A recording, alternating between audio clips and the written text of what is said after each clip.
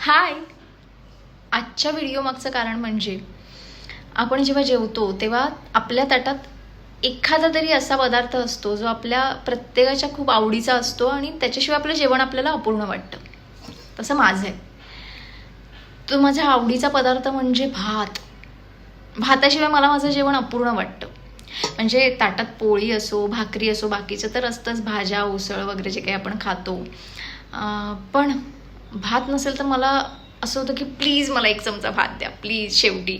त्याच्याशिवाय मला माझं जेवण अपूर्ण वाटतं.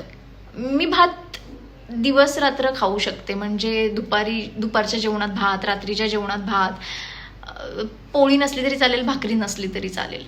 त्यात मी कोकणातली, त्याच्यामुळे भात हा जवळचा विषय खूपच. तर असं आहे सगळं. तुमचाही असा कुठला एखादा पदार्थ आवडीचा असेल ज्याच्याशिवाय तुम्हाला तुमचं जेवण अपूर्ण वाटत असेल तर नक्की सांगा. बाय.